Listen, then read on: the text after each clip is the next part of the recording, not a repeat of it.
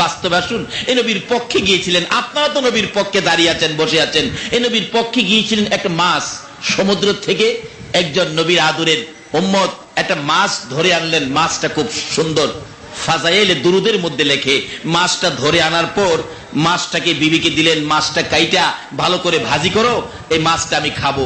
বিবি মাছ খুব ভালো করে কাটলেন, কাইটা পানি দিয়ে ধুইতেছেন, কিন্তু এত কাটার পরেও মাছটা পানিতে মরে নাই, জীবিত।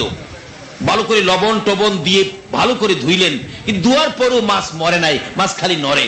অবশেষে তেল দিয়ে মাছকে ভাজি করতে চাইলেন, মাছ ভাজি করবেন, কিন্তু এত গরম তেলের মধ্যে মাছ মরে না, ভাজিও হয় না, খালি নড়ে। বিবি আবার বেশি করে তেল দিয়ে এবারে তিনবার করে তেল ভালো করে দিয়ে আগুনের মতো গরম করে মাছ ছেড়ে দিলেন, কিন্তু মাছ বেশি তেল দিলে আরো শান্তি লাগে, মাছ পানির মতো তেলের ভিতরে ঘুরে।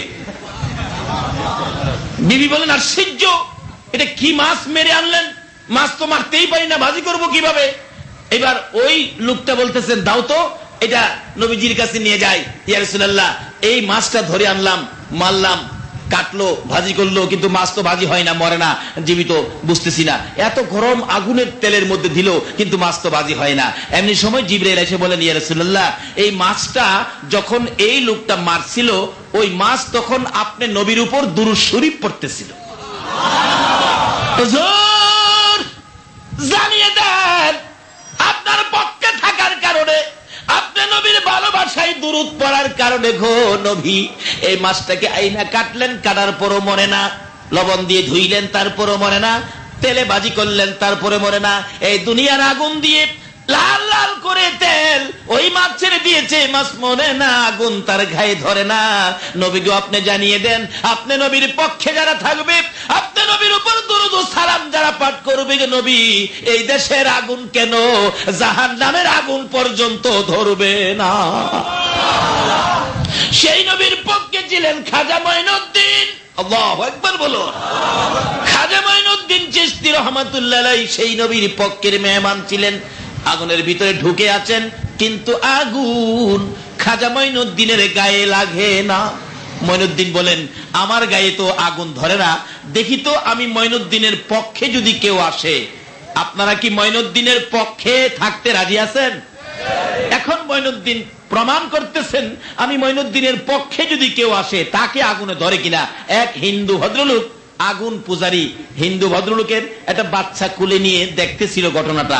খাজা মঈনুদ্দিন আবার বাহির হইয়া ওই হিন্দু ভদ্রলোকের কুল থেকে বাচ্চাটা টান দিয়ে আইনা নিজের কুলে নিয়া ওই আগুন পূজারী হিন্দু ভাইয়ের বাচ্চা সহ আবার আগুনের ভিতরে ঢুকলেন। হগল আগুন পূজারীরা কয়, আরে মরছে মরছে, খাজা মঈনুদ্দিন মরতো, আমাদের বাবুর হুলানা কেন নিল? হাই হাই, এই বাচ্চাটাকে কেন নিয়ে মারলো? অনেকক্ষণ পরে খাজা মঈনুদ্দিন বলতেছে, আল্লাহ, আমারও তো আগুনে ধরে না, আমার পক্ষে যদি কেউ থাকে তাকে ধরে কিনা প্রমাণ করলাম। দেখে তার গায়েও, এই হিন্দু বাচ্চাদের গায়েও আগুনে ধরতে পারে না। বেরিয়ে আসলেন, সবাই পরীক্ষা করতেছে, দেখি আমাদের বাবুর পোলায়ন নিয়ে আবার আগুনে জ্বালাইছে। চেকচুক করে দেখে একটা পশম পর্যন্ত আগুনে পোড়াইতে পারে না। এই অবস্থা দেখে তার জীবনী লিখে, ওখানে 850 হিন্দু আগুন পূজারী ছিলেন। এই অবস্থা দেখে 850 আগুন পূজারী খাজা বাবার হাত ধরে কালিমা পড়ে মুসলমান হয়ে গেলেন। আরে তাকবীর, আরে রিসালাত, আরে গাউসিয়া। 850 প্রথম ধাপে 850 হিন্দুকে কালিমা পড়ে মুসলমান বানিয়ে পীর সাহেব কেবলার সামনে, হুজুর আমার দেরি হয়ে গেছে, আগুন কই? হুজুর আগুন আনছি না। কি করছো? হুজুর এই ঘটনা। এবার খাজা উসমান হারুনি কয়, মঈনুদ্দিন, তোমার এই কাজের জন্যই তো আমি তোমারে ফাড়াইছি। চলো মঈনুদ্দিন, তোমাকে আমার আল্লাহর ঘর খানায় কাবা নিয়ে যায়, আমার আল্লাহর দরবারে হাজিরা দিয়ে আসি। আমার মঈনুদ্দিন যে উচ্চ স্তরে পৌঁছে গেছে, খানায় কাবার পাশে নিয়ে ডাকতেছে, ও খানায় কাবার মালিক, আমার মঈনুদ্দিনকে তুমি কবুল করো। গায়েবী আওয়াজ হইতেছে, ও উসমান হারুনি, তোমার মঈনুদ্দিনকে আমি আল্লাহ কবুল করেছি। এবার খাজা উসমান হারুনি বলেন, মঈনুদ্দিন রে, চল সোনার মদিনায় যাই। আরে মঈনুদ্দিন, চল রে, আমি আমার আমার নবীর দরবারে তোকে হাজিরা দিয়ে আসি, নবীর দরবারে তোরে পৌঁছে দিয়ে আসি। মঈনুদ্দিনকে নিয়ে চলে গেলেন সোনার মদিনায়। রওজা পাকের পাশে দাঁড়ায় ডাকতেছে, আল্লাহর বন্ধু গো, আমার আল্লাহ আমার মঈনুদ্দিনকে কবুল করেছে, আপনি নবী আমার মঈনুদ্দিনকে কবুল করুন। সঙ্গে সঙ্গে রওজা পাকের ভিতর থেকে আওয়াজ আসতেছে, বলুন আমার নবী রওজার ভিতরে আছে কিনা? রওজার ভিতর থেকে আওয়াজ আসতেছে, খাজা উসমান হারুনি, তোমার মঈনুদ্দিনকে আমার আল্লাহ কবুল করার আগে আগে আমি নবীর কাছে আমার আল্লাহ পরামর্শ করে গেছে। তোমার মঈনুদ্দিন কবুল করার আগে আমারও জিগাইছে আমার আল্লাহ, আমার সাথেও পরামর্শ হয়েছে। তোমার মঈনুদ্দিন কোথায় আছে আমার সঙ্গে?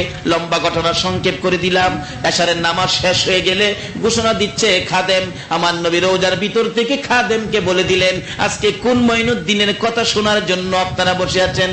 ডাকতেছে খাদেমকে, নবী এশারের নামাজের পর মঈনুদ্দিনকে থাকতে বলো। মসজিদের নববীতে এশারের নামাজের পর কোনো মানুষ থাকতে দেয় না, মসজিদে কোনো মানুষ ঘুমাইতে দেয় না, মসজিদে নববীর সকল দরজাগুলো বন্ধ করে দেওয়া হয়। কিন্তু নবীজি খাদেমকে দিয়ে ডাকতেছেন মঈনুদ্দিনকে থাকতে বলেন। খাদেম ডাকতেছে মঈনুদ্দিনকে থাকেন।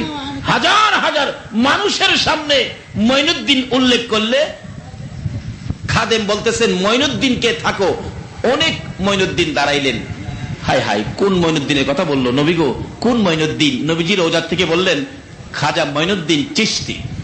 ডাকলেন মঈনুদ্দিন চিশতিকে, বললেন আমি, আপনি থাকেন, সব যান। রওজার পাশে বসে আছে, মসজিদের দরজা সব বন্ধ হয়ে গেছে। খাজা মঈনুদ্দিন বলেন, আমি নবীজির রওজার পাশে বসা গো। রাত্র যখন গভীর হলো, আমার নবী রওজা পাকের মাঝখান দিয়ে একটা উদিত সূর্যের মতো এমন সুন্দর চেহারায় আমার নবী রওজার ভিতর থেকে বেরিয়ে গেলেন। আল্লাহু আকবার বলুন। খাজা মঈনুদ্দিন বলেন, আমি বেহুশ হয়ে গেলাম, কি দেখলাম কি দেখলাম কি না। আমার নবী মাথায় হাত বুলায় বলতেছে, মঈনুদ্দিন রে, বেহুশ হইলে হবে না, আমি তোমাকে ইসলামের প্রচারের জন্য আমি হিন্দুস্তানে পাঠাবো। আমি তো হিন্দুস্তানের রাস্তা চিনি না। আমার নবী দেখাইয়া দিলেন, এইভাবে এইভাবে যাইবা, ম্যাপ করে দিলেন। খাজা বাবা বলেন, আমার নবী ম্যাপ করে দেওয়ার সঙ্গে সঙ্গে দেখি আমি মদিনা থেকে একেবারে হিন্দুস্তান পর্যন্ত সব দেখা যায়। আইসা পৌঁছে গেলেন হিন্দুস্তানের জমিনে। লম্বা ঘটনা সংক্ষেপ করে দিলাম। শেষ পর্যায়ে রাত্র শেষ। খাজা মঈনুদ্দিন চিশতি রহমাতুল্লাহ আলাইহি এসে গেলেন হিন্দুস্তানের জমিনে। এসে পিত্তিরায়ের বাড়ির কাছাকাছি, রাজা পিত্তিরায়ের বাড়ির কাছাকাছি এসে উনি আস্তানা গাড়লেন। পিত্তিরাই কয়, ওই এক মুসলমান ফকির নাকি আসছে, আমার এখানে বসতে চায়, যেখানে আমি ঘোড়াগুলি বাঁধি আমার ঘোড়ার জায়গার মধ্যে সে বসতে চায়, তাকে এখান থেকে তাড়িয়ে দাও। অনেক লোকজন আসলেন পিত্তিরায়ের পক্ষ থেকে, হে মঈনুদ্দিন এখান থেকে সরে যান। মঈনুদ্দিন বলেন, বাবা রাগারাগি করো কেন? আমি তো রাগারাগি করি নাই। আচ্ছা বসেন, আপনারা বসেন। যারা আইছিল মঈনুদ্দিনকে তাড়াইয়া দিত, মঈনুদ্দিন তাদেরকে বসাইলেন। একটু পরে কো আপনারা জানগা। যারা বসাইছিল যাইবাগার কইছে, তারা তো খালি উঠতে চায় কিন্তু ফাঁসা মাটির সাথে লাগা গেছে, খালি টানে। হাই হাই, এটা কি ওলিদের কেরামত? ওলিদের বলুন, আল্লাহর ওলিরা কি কোনোদিন কারো ক্ষতি করেছে? এরকম ওলিদের পক্ষে থাকলে বাবা কি লাভ হয়? এক একজন ওলি হাসরের দিন এক একজন অ্যাডভোকেট হবেন। আল্লাহ যেদিন বিচারের কোর্ট নিয়ে বসবেন, এক একজন অ্যাডভোকেট হবেন আল্লাহর ওলি। হাসরের দিন আপনার পক্ষে মুখ করতে পারবেন। হাসরের দিন আল্লাহর কোর্টের উকালতি হবে খাজা বাবা, গাউসে পাক, খাজা মঈনুদ্দিন চিশতি রহমাতুল্লাহ আলাইহি, আমানত শাহ, বদর শাহ, মহসিন আউলিয়া, গাউসে পাক, গাউসে মাইজবান্ডারি দ্বারা হবে আপনাদের পক্ষের উকিল। মাইজবান্ডারি দাঁড়াবেন, চট্টগ্রামের আমানত শাহ, বদর শাহ, মহসিন আউলিয়া দাঁড়াইয়া বলবেন, প্রভু গো এই লোকগুলি আখিরি যুগে ছিল, তারা শেষ জমানায় ছিল, ফিতনা ফাসাদের জমানায় ছিল, তাদের কি কি প্রশ্ন করবেন? তারা তো সরল সোজা মানুষ, কিছু জানে না বুঝে না, কি প্রশ্ন তাদেরকে করবেন? যদি কোনো প্রশ্ন চট্টগ্রামের মানুষকে করতে হয়, আমি আমানত শাহ, বদর শাহ, মহসিন আউলিয়া, গাউসে মাইজবান্ডারি দাঁড়াইলাম, কোন প্রশ্ন যদি করতে হয় আমাদেরকে করেন তাদের পক্ষ থেকে, এই জবাবগুলো আমরা দিব, তাদেরকে কষ্ট দিয়েন না। উকিলরা বলবে সম্মিলিতভাবে আমরা তাদের পক্ষে। তোমরা কি বলবে? আল্লাহ এদের কি জিগাই কি হইব, এই তো সাধারণ এটাদের হিসাব জিগাইয়া কুলাই ধরবেন। আল্লাহ আপনার যে রহমান আর রহিম আছে এর বিনিময় তাদেরকে মাফ করে দিলে সহজ হয়ে যায়। আল্লাহ বলবেন, এই কুটের লোকেরা শোনো, আমি রহমান আর রহিমের বিনিময় এই শেষ যুগের উম্মত গুলোকে এই ওলিদের খাতিরে আমি মাফ করে দিলাম। এই অ্যাডভোকেটদের সাথে সম্পর্ক রাখলে হাসরের কোর্টে আমাদের লাভ হবে না লস হবে? তাই খাজা মঈনুদ্দিন মদিনার কামলেওয়ালা নবীর পক্ষ থেকে ভারতের জমিনে আতায়ে রাসূল হয়ে আসলেন, কিন্তু তাকে উচ্ছেদ করে দেওয়ার জন্য সংগ্রাম করলেন পিতৃরায়ের লোকেরা। যায়া বলতেছেন উঠো উঠো। খাজা মঈনুদ্দিন বলেন বাবা বসো। বসলে আর উঠতে পারে না, উটকি মাটির সাথে লেগে যায়, হয় না। আরো লোক পাঠাইছে, হেরাইছে, কি ব্যাপার তোমরা উঠো না কেন? তা আপনারা আইছেন, বসেন। বসলে আর উঠতে পারে না, হাজার দুই এক বসাইছে। পরে দুই শেষজন এক আছে, দূর থেকে দেয় খালি টানে।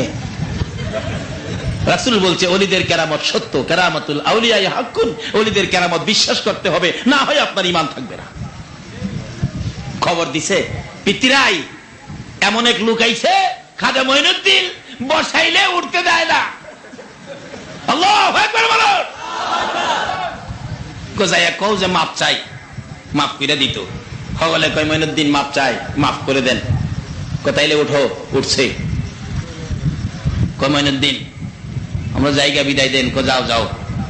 লগের সবাই কয় যাইতে কই, জেলা বসাইলে উঠা যায় না, লহিলার পক্ষে যাই। হিন্দুরা যদি এইভাবে খাজা মঈনুদ্দিনের পক্ষ কালিমা পড়ে মুসলমান হতে পারে, আমরা কি মুসলমান হইয়া কি তার পক্ষে যাইতে পারি না?